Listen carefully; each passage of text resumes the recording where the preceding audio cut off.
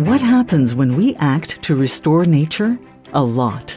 WWF-Canada's Nature and Climate Grant Program, presented in partnership with Aviva Canada, is an excellent example. Since 2021, we've been working together to tackle the dual crisis of climate change and biodiversity loss and help communities become more climate resilient. The program has supported dozens of restoration projects across Canada, working with community groups, conservation authorities, and Indigenous nations to apply nature-based climate solutions, nature's most powerful tools, to help wildlife thrive, fight climate change, and build community resilience at the same time.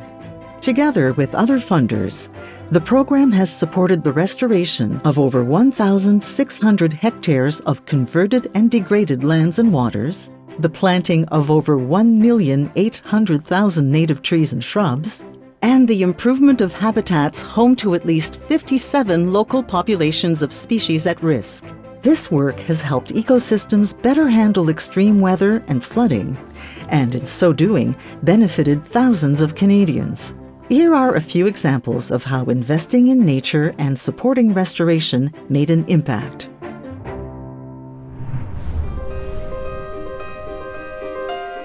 Every project we support with this program restores areas directly or indirectly damaged by human activity. See this lot? It's known as Kuskusum, as named by the Comox First Nation. It's located on the east coast of Vancouver Island and was historically part of a First Nation village before it was eventually converted into a sawmill that has sat abandoned for decades. We helped the team at Project Watershed in their efforts to unpave paradise, removing steel and concrete and replacing it with native trees, shrubs, and flowers to improve habitats and better absorb floodwaters.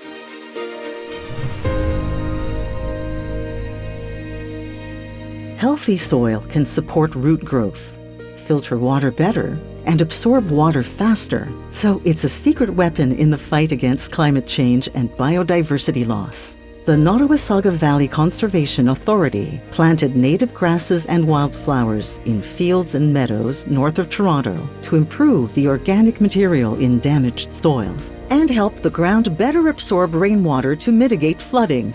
Plus, bees, butterflies, and other native pollinators, they just love it.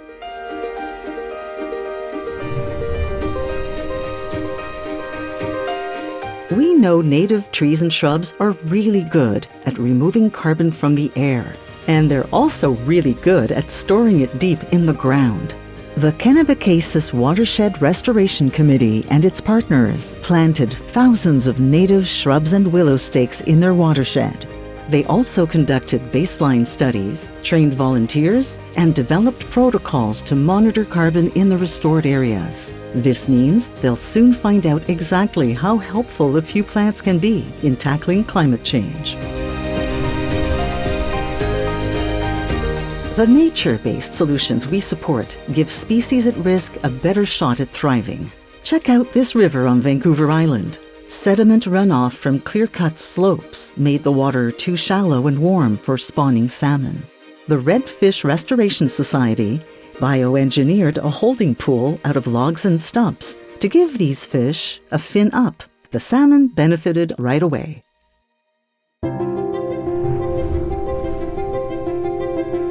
Farmland makes up a huge amount of our huge country, so it's appropriate that our grantee spent a lot of time working on it.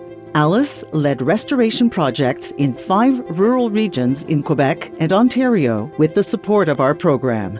Alice and its partners offer farmers and ranchers sustainable project opportunities that facilitate habitat and ecological restoration.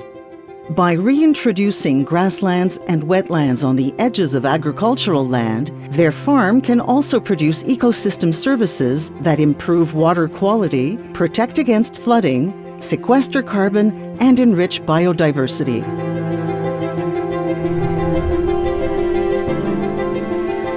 We know that young people want a healthier living planet. After all, it's theirs to inherit. On the outskirts of Toronto, Friends of the Rouge Watershed welcomed thousands of kids and teens from local schools and youth programs.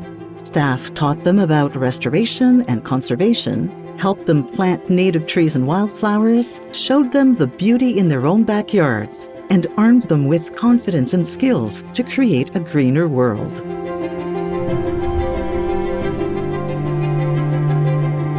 As wildfires intensify year after year, we look to Indigenous knowledge and scientific data to restore forest ecosystems and improve fire resilience. In BC, the SRSS is leading the way in restoring Secwepemc traditional territory by planting a wide variety of culturally significant native trees and shrubs.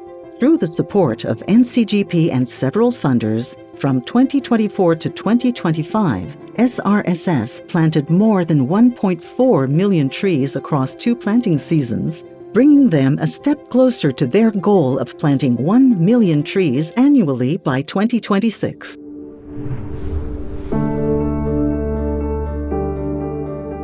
Our economy is dependent on nature. Half of the world's wealth depends on thriving ecosystems. So, in the face of biodiversity loss and climate change, we all stand to lose. That's why we believe the corporate world has an obligation to invest in nature. And we also believe the future belongs to companies that seize the opportunity of doing so. Our commitment to action goes beyond the work we're supporting in fields, forests, and shorelines. Since 2021, WWF-Canada and Aviva Canada joined forces to inspire and engage other businesses to take action. We even wrote it down for others to follow. Our Business and Biodiversity Action Plan encourages and guides corporate Canada to lessen their impacts and dependencies on nature, invest in initiatives that promote biodiversity, and help create a nature-positive economy.